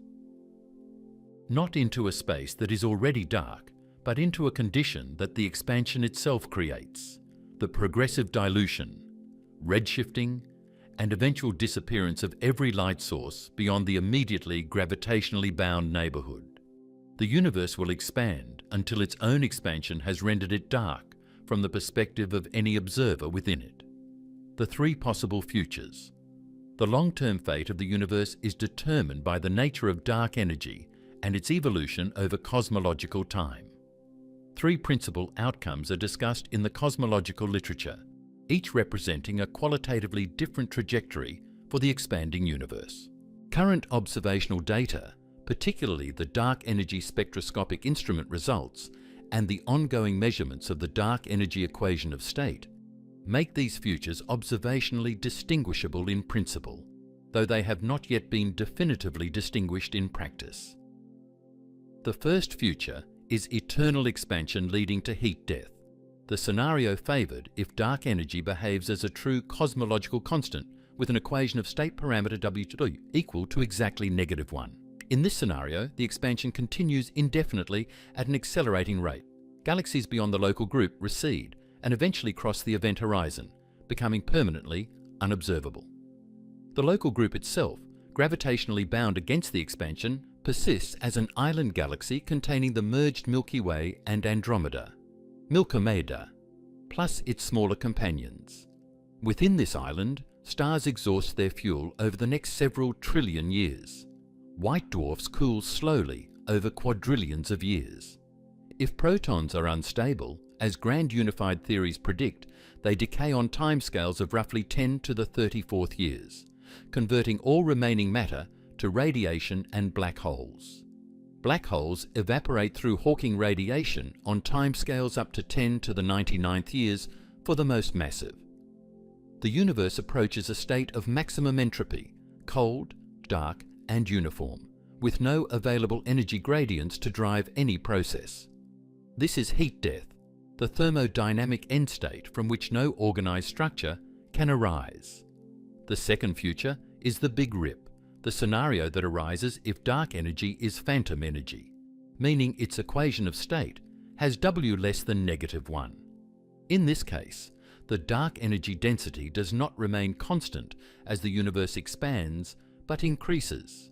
More volume means more total dark energy, driving faster expansion, which creates more volume, creating more dark energy in a runaway feedback that sends the expansion rate to infinity in finite cosmic time. The consequences unfold in sequence as the repulsive force of the expanding space overrides successively stronger binding forces. Galaxy clusters are torn apart first, their gravitational cohesion overwhelmed by the expansion approximately 2 billion years before the rip. Individual galaxies are disrupted 60 million years before the rip. The solar system is unbound 3 months before the rip. Earth is torn apart 30 minutes before. Atoms are ripped apart in the final fractions of a second as the expansion overwhelms electromagnetic and nuclear forces. The universe ends in a singularity of infinite expansion rate, every structure simultaneously destroyed at every scale. The third future is the Big Crunch, the scenario that arises if dark energy is not truly repulsive in the long run, but eventually weakens or reverses. A collapsing dark energy sector or a modification to general relativity at cosmological scales could eventually allow gravity to reassert dominance, decelerating and then reversing the expansion. In this scenario, the universe eventually reaches a maximum size and begins to contract. The cosmic microwave background, currently cooled to 2.725 Kelvin by the expansion, would heat as the contraction increases the energy density. Galaxies approach each other as the intergalactic separations close. Eventually, the universe compresses back to a singularity, the Big Crunch, a state of infinite density and temperature analogous to the Big Bang in reverse. Henry Tai at Cornell University published a paper in September 2025 in the Journal of Cosmology and Astroparticle Physics, arguing that a specific feature of string theory's vacuum landscape could produce a negative effective cosmological constant in the universe's future, potentially leading to a big crunch on a timescale of approximately 20 billion years from now. His analysis placed the total lifespan of the universe at roughly 33 billion years, with the current accelerating expansion phase lasting approximately 11 more billion years before a reversal. Young-Wook Lee at Yonsei University and collaborators independently found evidence in 2025 supernova data for a possible deceleration in the expansion rate consistent with the Big Crunch scenario. Neither result is confirmed, but together they reopen the question of whether the Big Crunch, which the 1998 supernova results seem to have definitively ruled out, remains a viable future. The Dark Energy Spectroscopic Instruments 2024 results, finding evidence at 3.9 sigma that dark energy has evolved over cosmic history, are relevant to discriminating between these futures.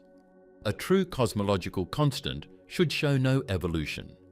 The DSE evidence for evolution, if confirmed by subsequent observations, rules out the cosmological constant and points toward a dynamical dark energy that could in principle reverse its behaviour over future cosmic time.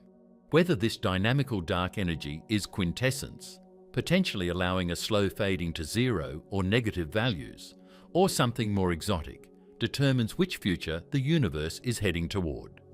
The current data are consistent with all three futures and do not definitively favour any one of them.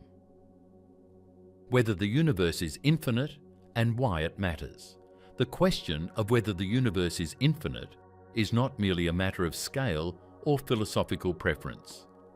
It has specific, concrete physical implications that connect directly to the question of what the universe is expanding into, to the interpretation of quantum mechanics at cosmological scales, and to whether certain proposed explanations of physical fine-tuning are coherent. The answer is not known, but the possible answers have profoundly different consequences. Current observations are consistent with three possibilities. The universe could be exactly flat and infinite, extending without limit in every direction. It could be slightly positively curved, and therefore finite but unbounded, with a radius of curvature large enough that the current Planck constraint of omega k within 0.002 of 0 is satisfied. Or it could be slightly negatively curved and infinite, the open hyperbolic case.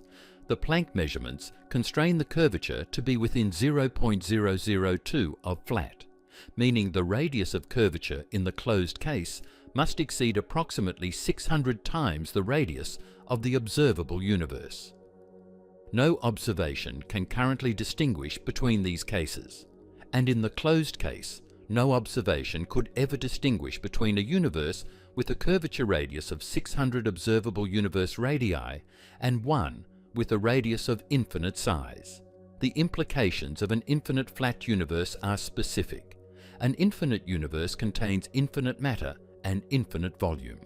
It has been infinite from the Big Bang, not growing from finite to infinite, but always infinite, with all distances compressed to zero at the Big Bang and expanding since. As noted in Chapter 10, an infinite flat universe contains infinitely many regions statistically identical to our observable universe. Every configuration of matter consistent with physical law occurs infinitely many times. This has implications for personal identity, for the interpretation of probability in physics, and for the meaning of unique historical events. In an infinite universe, every event that can happen does happen infinitely many times, including every particular arrangement of atoms that constitutes any specific observer. An infinite universe also has implications for inflation. In an eternally inflating scenario with an infinite spatial extent, the multiverse of pocket universes is not merely large, but literally infinite, with every physically possible vacuum state realized infinitely many times. The anthropic reasoning that Susskind and others apply to the cosmological constant works in the infinite multiverse. We observe a small cosmological constant because we are in one of the infinitely many pocket universes where the cosmological constant is small enough for structure to form and observers to exist. Whether this constitutes a scientific explanation or an unfalsifiable story depends on whether the measure problem of eternal inflation can be solved, which it currently cannot. A finite closed universe has different implications. A finite universe has a definite volume that grows over time as the scale factor increases. The expansion is genuinely a growth in the total volume of space, from some initial finite value toward progressively larger values. In the Big Crunch scenario, the volume increases to a maximum and then decreases back towards zero. In the eternal expansion scenario, the volume grows without bound. A finite universe has a finite number of possible physical states within it at any given time, which makes certain questions about repetition and recurrence more precisely answerable than in the infinite case. The topology of a finite universe may differ from a simple three-sphere. Several exotic topologies are mathematically consistent with a flat or nearly flat spatial geometry. The three torus, in which the universe wraps around on itself in all three directions with the same period, the half-turn space, the chimney space, and others.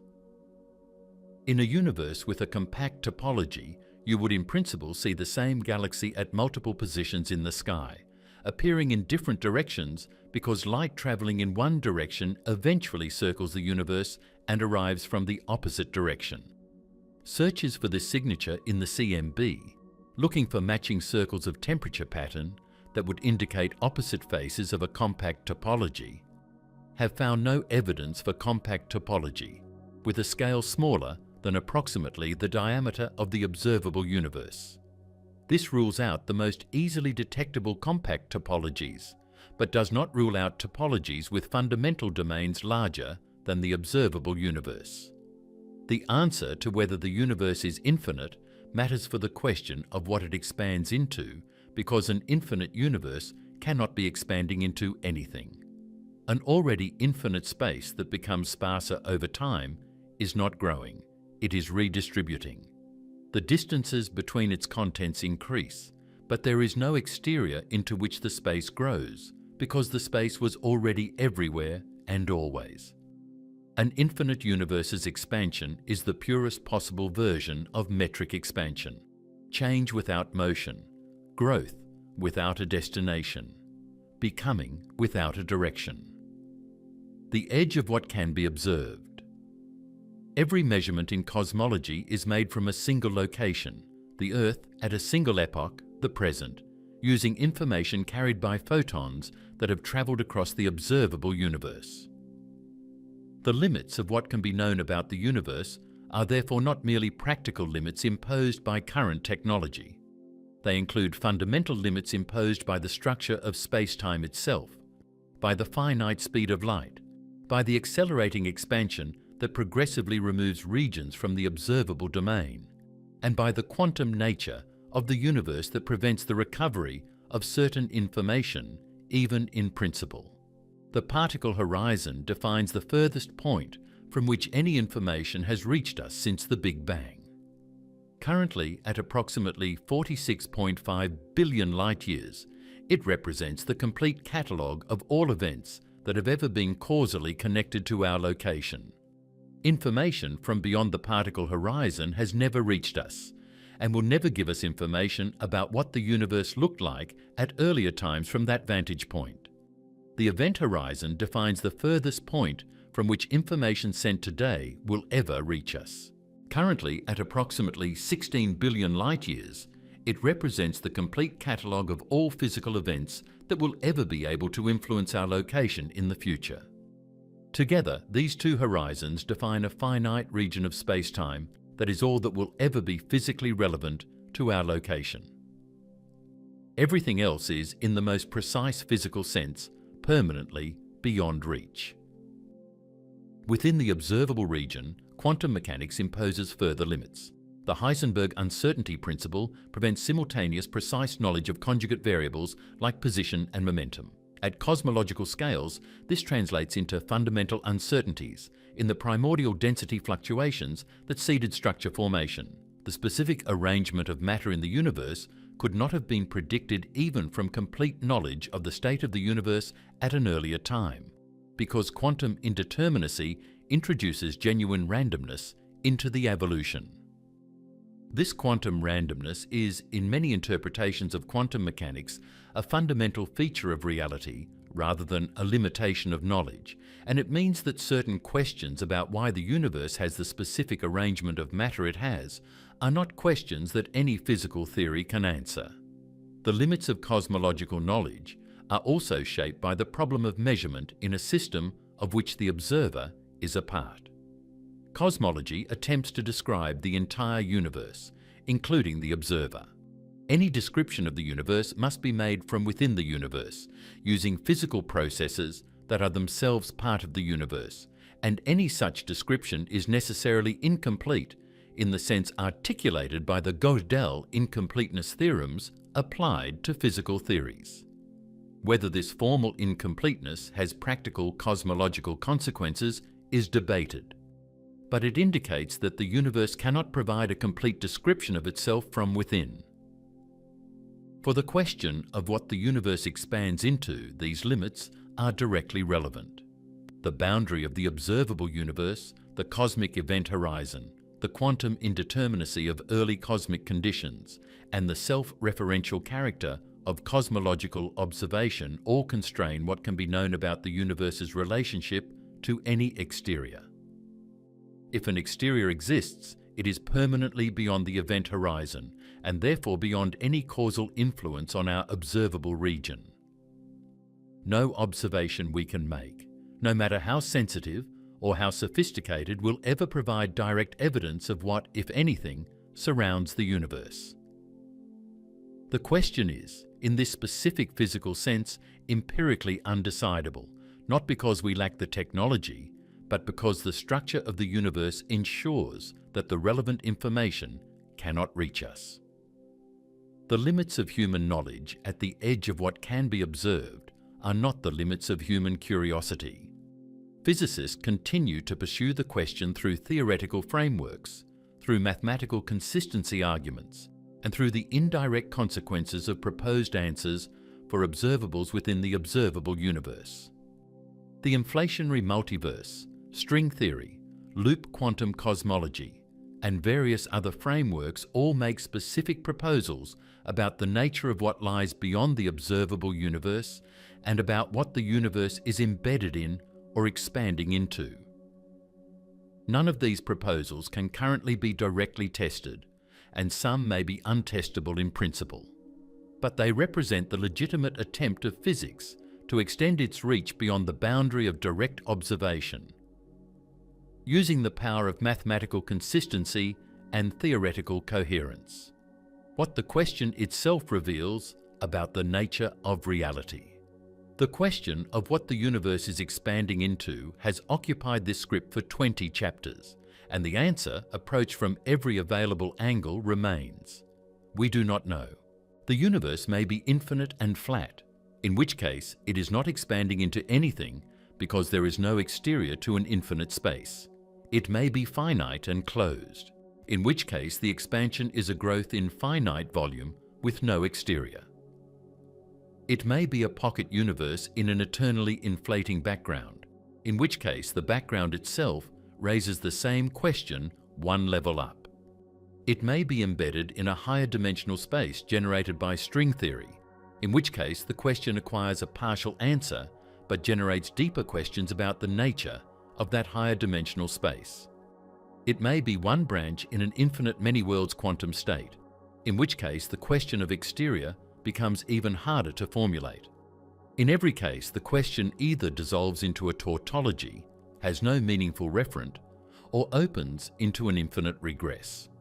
This is not a failure of physics to find the answer. It is a genuine feature of the question structure.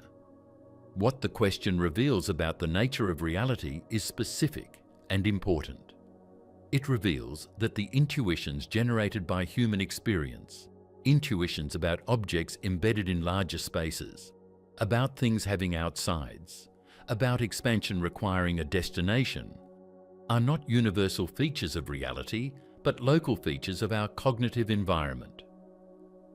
We evolved to navigate a three-dimensional world at human scales, where objects are always embedded in larger contexts, where expansion always means growing into something. The universe, taken as a whole, does not operate at those scales, and the intuitions appropriate to those scales are not reliable guides to the structure of the universe as a total system. This failure of intuition is not a failure of intelligence or imagination. It is a principled limitation that every physics education eventually encounters. The most successful physical theories are often deeply counterintuitive. The relativity of simultaneity, the quantum superposition of states, the intrinsic curvature of space without an embedding dimension, the expansion of space without a destination. Each of these features of modern physics violates intuitions that are correct and useful at human scales, but incorrect and misleading at the scales where the relevant physics operates. The question of what the universe is expanding into is precisely at this boundary. It is a correct and natural question to ask about any object within the universe. And it is a misleading question when applied to the universe as a whole, because the concept of outside does not generalize from objects to the totality that contains all objects. Roger Penrose, in his discussion of the initial conditions of the universe in The Road to Reality, published in 2004, argues that the precise formulation of physical questions requires specifying carefully what kind of answer is being sought and what mathematical framework is being used to seek it. The question of what the universe expands into, asked within the framework of general relativity, has the answer: nothing.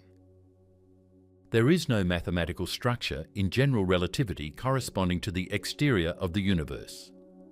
Asked within the framework of string theory or M theory, the answer might be a higher dimensional bulk space-time, though this framework is not yet a complete theory and its physical interpretation is incomplete. Asked within the framework of the quantum multiverse, the answer might be a larger Hilbert space of quantum states, but that answer is more a mathematical framework than a physical description of a place. The deepest answer that physics can currently offer is that the question as usually posed contains an implicit assumption that is not warranted by any confirmed physical theory. The assumption that the universe is an object embedded in a larger context, surrounded by something, with a definite exterior into which its expansion is directed. General relativity does not include this structure. The universe, in the framework of general relativity, is the entire space-time manifold with its metric and matter content, described completely by its intrinsic geometry, without reference to any external embedding. This does not mean there is nothing outside the universe. It means that within the best confirmed physical theory of space and gravity, the concept of outside has no referent. Whether a future, more complete theory will introduce such a concept is an open question that no current observation can answer. The universe is expanding. It has been expanding for 13.8 billion years. The expansion began with an initial state of extraordinary density and temperature, passed through an inflationary epoch that stretched whatever early geometry existed to near-perfect flatness, proceeded through the Big Bang's era of radiation and then matter domination, and 5 billion years ago began to accelerate under the influence of dark energy. It will continue to expand, accelerating for billions or trillions of years into the future, progressively cooling, darkening and dispersing the matter and energy that constitute everything we have ever observed. What it is expanding into is, most honestly stated, the future states of itself, a universe becoming progressively larger, sparser, cooler and darker, not directed toward any external destination, but driven by the internal dynamics of its own physics, expanding because its initial conditions were set in a state that the laws of physics evolve forward in exactly this way. What quantum gravity might say about the edge of everything. General relativity breaks down at the Planck scale, the equations that correctly describe the expansion of the universe, the curvature of space around massive objects, and the propagation of gravitational waves across billions of light years become internally inconsistent when applied to regimes of extreme density and curvature, specifically the initial singularity of the Big Bang and the interiors of black holes. At these extremes, quantum effects cannot be ignored, and general relativity contains no quantum mechanics. Quantum mechanics, conversely, is formulated against a fixed background space-time that cannot respond dynamically to the quantum state of matter, which is exactly the response that general relativity requires. The two theories are individually the most successful in the history of physics, and they are fundamentally incompatible at the scales where both apply simultaneously. A theory of quantum gravity, one that unifies quantum mechanics with general relativity, does not yet exist in a complete and empirically confirmed form. But the partial frameworks that have been developed offer specific, if tentative, answers to what happens to space itself at the limits of the universe's history, and those answers bear directly on what expansion means at its most fundamental level. Loop quantum gravity, developed by Abhi Ashtekar, Carlo Rovelli and Lee Smolin, beginning in the late 1980s, quantizes space-time itself rather than treating it as a fixed background. In loop quantum gravity, space is not a continuous smooth manifold at the Planck scale. It is a discrete network of quantum excitations called spin networks, whose links carry quantized units of area and whose nodes carry quantized units of volume. The minimum area in loop quantum gravity is of order the Planck area, approximately 10 to the minus 70 square meters. Space at scales below, this is not merely small, it does not exist as a continuum. The smooth geometry of space-time that general relativity describes is an emergent approximation valid at scales much larger than the Planck length, the way the smooth flow of a liquid is an approximation valid at scales much larger than the spacing between molecules. When loop quantum gravity is applied to cosmology, in the framework called loop quantum cosmology, developed extensively by Abhay Ashtekar and Parampreet Singh at Pennsylvania State University, the Big Bang singularity is replaced by a quantum bounce. At extreme density, the quantum geometry effects produce a repulsive correction to the gravitational force that overwhelms the classical attractive gravity. Instead of collapsing to infinite density at the Big Bang singularity, the universe bounces. A prior contracting phase transitions to the current expanding phase at a minimum volume determined by the Planck density. This removes the singularity and provides a specific pre-Big Bang state from which the current universe emerged. The implications for the question of what the universe expands into are substantial. If loop quantum cosmology is correct, the universe did not begin with a singularity where time itself was created. It emerged from a prior contracting phase that had its own history. The expansion of the current universe is the expansion of the post-bounce phase, and the pre-bounce contracting phase represents a physical reality outside the standard Big Bang history, though still within the universe's total space-time structure. The universe does not expand into anything external, but it also did not begin from nothing. It bounced from a prior state whose nature loop quantum cosmology can in principle describe. String theory approaches the same problem differently. In string theory, the fundamental objects are one-dimensional strings whose oscillation patterns produce all the particles of the standard model of particle physics. The consistency of string theory requires additional spatial dimensions beyond the 3 we observe, typically 6 or 7, which are compactified, curled up at scales too small to detect with current experiments. The full spacetime of string theory has 10 or 11 dimensions. The observable universe exists on a 3-dimensional membrane called a brane embedded in this higher dimensional bulk spacetime. This brane world picture provides a specific physical sense in which the universe might be embedded in something larger. The 3-dimensional brane on which we exist is embedded in a higher dimensional bulk. The expansion of the universe is the expansion of this brane within the bulk. If the bulk is infinite in its additional dimensions, the brane has a genuine exterior in those dimensions, the bulk space extending beyond the brane's 3 spatial dimensions. This is not the exterior implied by the intuitive question of what the universe expands into, which imagines a 3-dimensional exterior. But it is a mathematically rigorous sense in which the universe has a surrounding context in the additional dimensions that string theory requires. Whether this brane world embedding is physically real is the core problem. String theory has not produced predictions that have been empirically confirmed in any regime that distinguishes it from simpler theories. The extra dimensions, if they exist, are compactified at scales below current experimental access. The bulk spacetime has no confirmed observational signature. The brane world scenario remains theoretically motivated and empirically untested, but it represents the most developed physical framework in which the universe genuinely does expand into something, the higher dimensional bulk that surrounds the brane on which our physics operates. The holographic principle and what it says about space itself.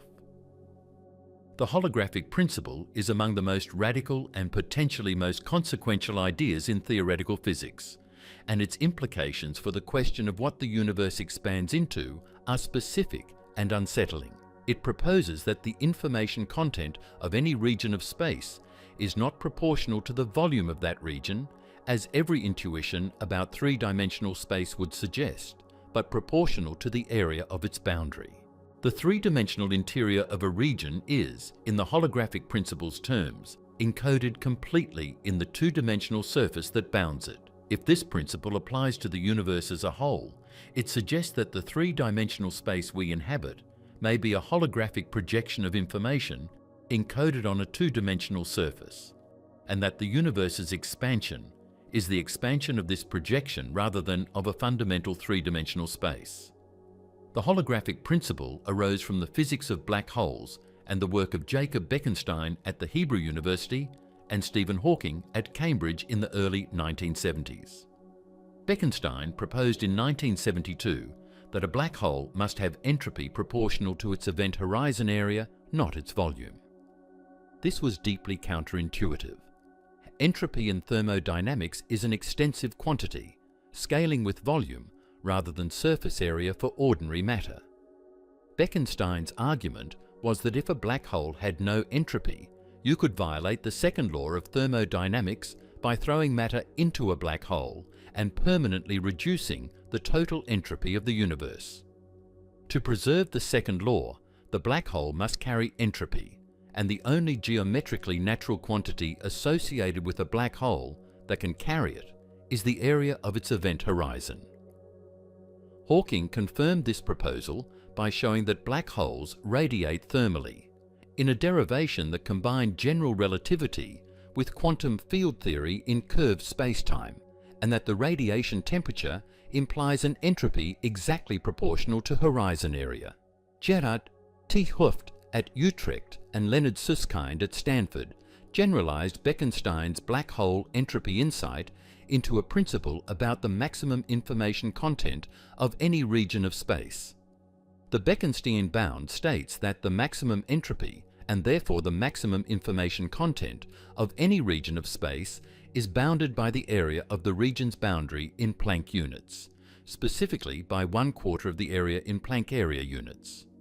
This is a dramatically stronger constraint than volume scaling would suggest. A sphere of 1 meter radius has a volume proportional to the cube of the radius and an area proportional to the square. The Bekenstein bound says the maximum information encodable in the sphere scales as the area of its surface, not the volume of its interior. For macroscopic regions, this area bound is vastly smaller than what volume scaling would predict. Raphael Bousseau developed the covariant entropy bound, a rigorous reformulation of the holographic principle applicable to general spacetimes, including the expanding universe. The covariant bound states that the entropy passing through any light sheet, a surface swept out by converging light rays, is bounded by 1/4 of the area of the initial surface in Planck units.